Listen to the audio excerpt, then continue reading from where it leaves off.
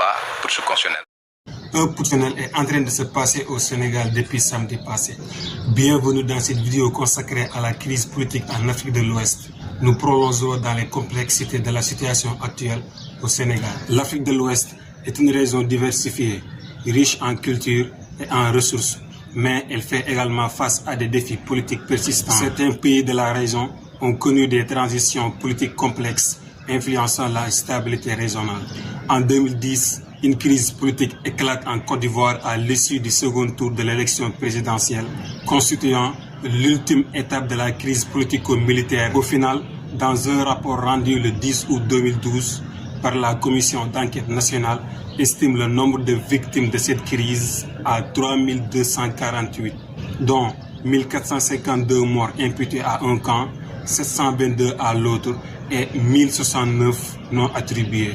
10 ans après, depuis 2020, les pays environnants sont en proie à des troubles dus à des coups d'État, l'opposition au gouvernement discrédité en place et l'envoi d'un message à la France et à ses alliés occidentaux ont été les principaux facteurs avancés par les juntes militaires pour justifier ces coups d'État. Au 30 août 2023, un total de 6 pays a connu des coups d'État par des juntes militaires et un 7e s'est dessiné le long des frontières du Gabon. Ces 6 pays sont le Mali, la Guinée, le Burkina Faso, le Tchad, le Soudan et le Niger. On l'a vu, jusqu'à maintenant le Sénégal reste l'exception, l'étoile, le bon élève de la démocratie et le pôle stabilité de la région. Cependant, il risque de perdre cet statut. Que moi, Macky Sall, je refuserai que le pouvoir use de subterfuge pour pouvoir reculer les élections. Je ne l'accepterai pas et je mettrai tout en œuvre pour faire face à cette imposture. Nous ne pouvons pas accepter, sous quelque prétexte que ce soit. Le 3 février, le climat politique au Sénégal s'est brusquement tendu après l'annonce par le président Macky Sall d'une annulation de l'élection du 25 février.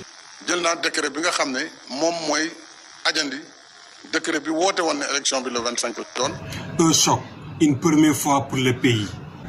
Le chef de l'État estime qu'il y a des soupçons de corruption qui pèsent sur des juges du Conseil constitutionnel et qu'une candidate a été arrêtée et poursuivie pour parjure suite à la découverte de sa double nationalité. Et pourquoi certains de la population jugent que ce sont des prétextes fallacieux, suspectent le président de vouloir s'offrir à un mandat cadeau d'un putsch constitutionnel pur et simple.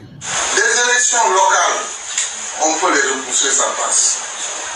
Des élections législatives, à la limite, ça passe. Puisque, bon, c'est toujours des députés, on prolonge. Mais le président de la République ne peut pas prolonger son mandat, c'est impossible.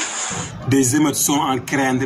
L'Internet mobile a été suspendu par le gouvernement. Le signal de la chaîne de télévision Walfadjri a été coupé.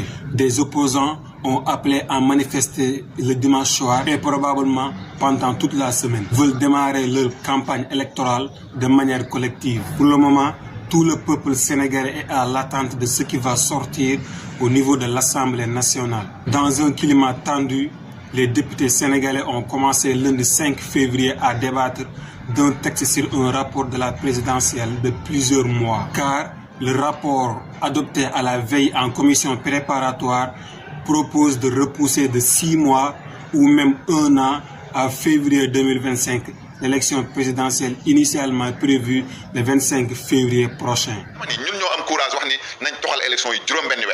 Si la loi est adoptée, le président Sall restera au pouvoir jusqu'à l'installation de son successeur. Et s'il vote la loi, nous continuerons à exiger son retrait et le départ du président. Avec tout ça, on a une question. Est-ce que la démocratie vit toujours au Sénégal? Que va-t-il se passer après le 2 avril prochain? Merci de liker et de s'abonner.